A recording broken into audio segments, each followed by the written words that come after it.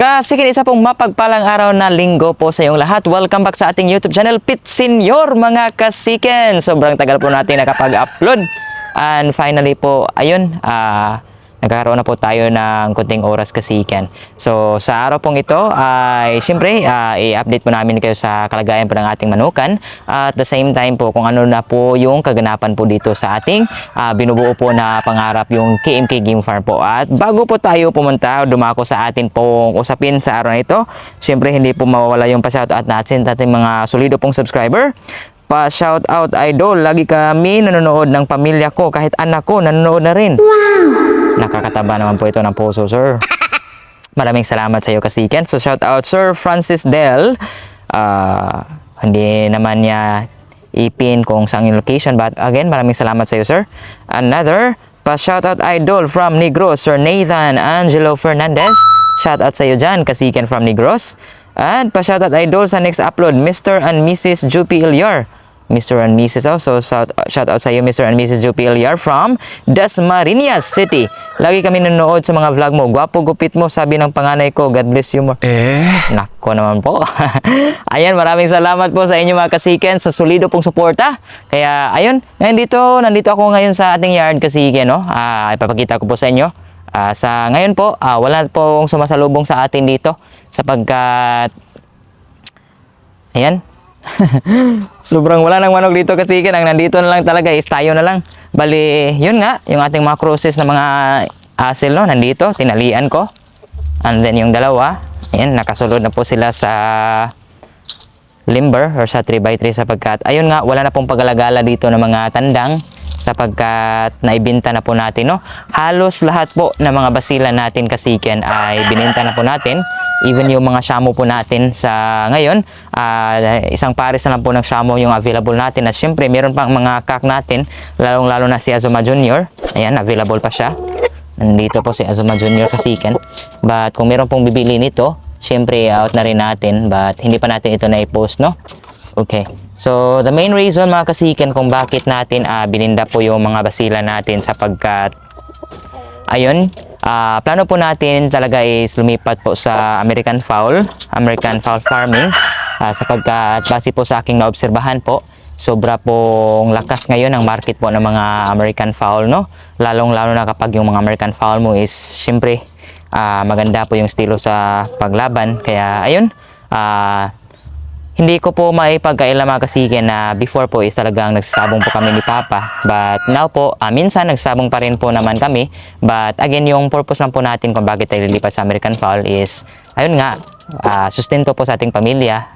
Kasi sideline natin ito kahit paano, nakakatulong din po ito mga kasiken. No? Kaya akin din po napagtanto, so mahirap pong pagsabayin yung basilan sa American fowl sapagkat, ayun nga, organic po ako dito sa basilan at dito naman sa American fowl. Pwede rin naman silang i-organic but syempre, iba yung treatment talaga ng mga American fowl kasiken. Kaya aking napagdesisyonan na isa na lang po yung focus natin. Sa kasalukuyan, meron pa naman tayo mga natitirang mga basilan. Yun na lang po mga naglilimlim, but pagkatapos po nila maglimlim kasiken ay agad po natin silang i-out, no? Sobrang dami po talagang bumibili sa ating mga basilan. Nagkaubos na po ng basilan dito sa ating yard. Sa tingin ko next week meron na pong bibili sa atin kung tutuloy siya. Last na lang po, dalawa sanang trayo yung bibilihin niya, pang starting daw niya ng basilan sapagkat meron siyang karinderya, but unfortunately sa tingin ko isang trayo na lang po yung mabibigay natin sapagkat yun na lang po yung available. Kaya imagine mga kasiken, meron akong isang inahin na basilan na kakapisa lang po ng mga sisiw niya, but ayun, kinuha po kaagad, no, ng buyer. So ayun nga, syempre dahil din po meron tayong binubuong pangarap, so ito po siguro yung tulay. Yung mga basilan po binibenta natin, mga shamo, lahat mga asil. Kaya sa ngayon kasiken is talagang medyo maliit na lang po yung mga available. So ang nandito sa kasalukuyan, 5 heads na lang po talaga sila na nandito paggalagala kasiken. The rest meron pa namang naglimlim dito. Ayan, isang basilan dyan. Ayan. And then yung isa, nako, pumasok. Tingin ko yung mangitlog po ito kasiken. And then dito, ayan yung ating asil. And then another basilan. So sila na lang po talaga yung mga available dito. At meron pang 2 abuhin. Kaya ayun.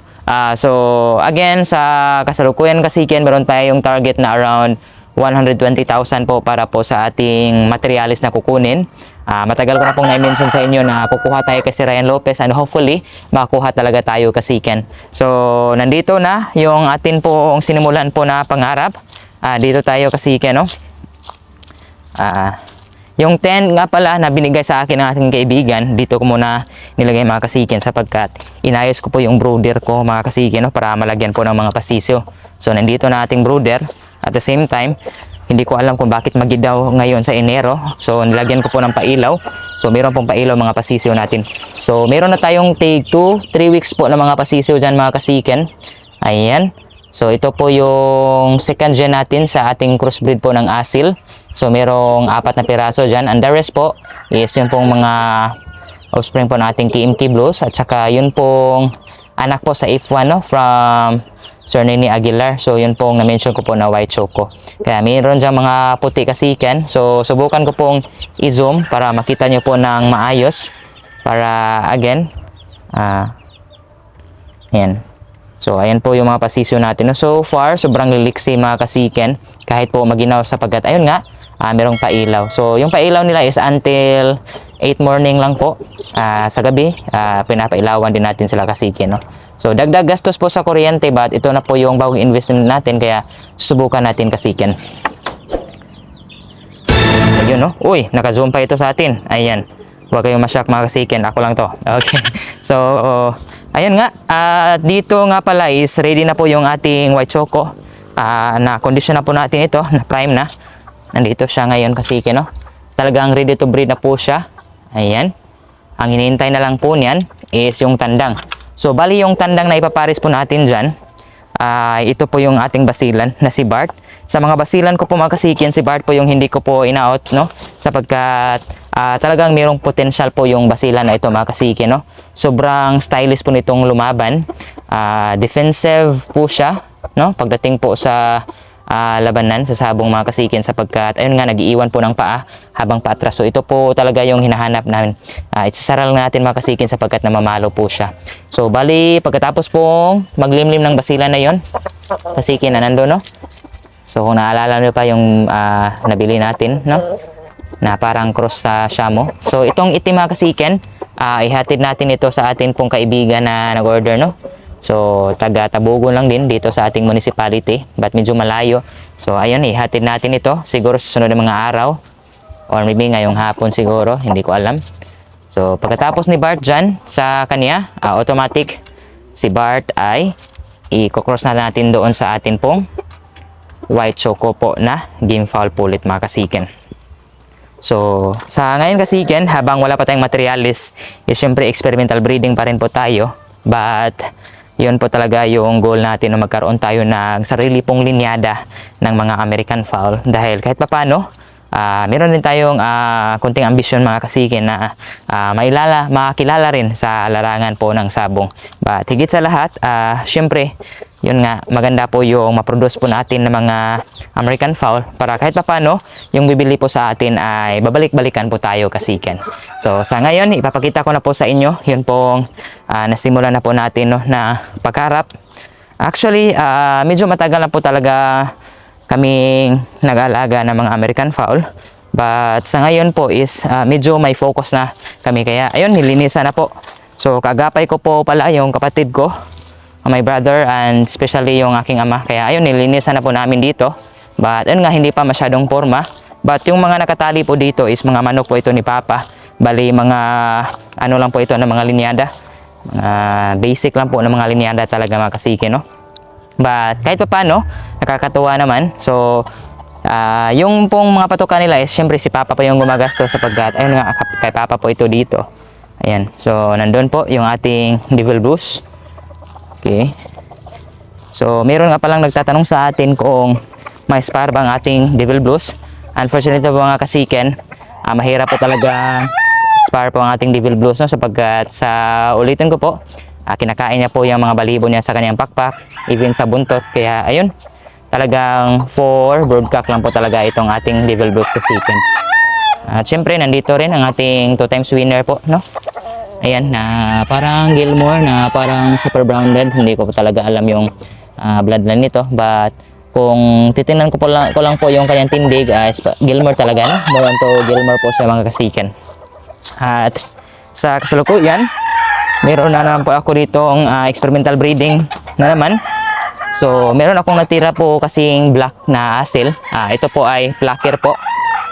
Ito po yung kahuli-hulihan ko pong asil pulot. Ano na po siya. So, sa ngayon mga kasiken ay pinaris po natin sa kanya. Is yun pong 2 times winner natin. So, hinahandle ko lang po siya everyday. At malapit na po siyang mag-itlog kasiken, no? Dito rin kasiken, meron tayong, ayan. So ito po ay Hatch Gray from If1 na rin po ito, from Garces po. And then Doc Halsey, sa ating kaibigan mga kasiken. Good thing lang is nakahiram lang po tayo. Kaya ayan, on breeding na. And then, hindi po magpapahuli po yung ating Dirty Dome. So good thing mga kasiken, yung ating Dirty Dome ay meron na po siyang 5 itlog sa ngayon. Pasukin natin dito.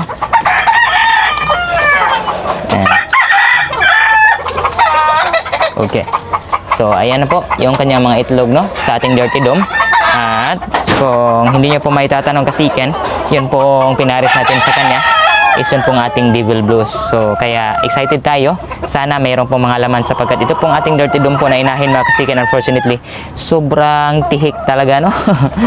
Bihira lang po talaga nagbibigay ng pasiso. Can you imagine? Isa pa lang po talaga yung naproduce natin na anak niya, oh. Yun po. Ito lang po talaga yung naproduce natin na anak po ng ating Dirty Dome. Ayan. But sobrang ganda.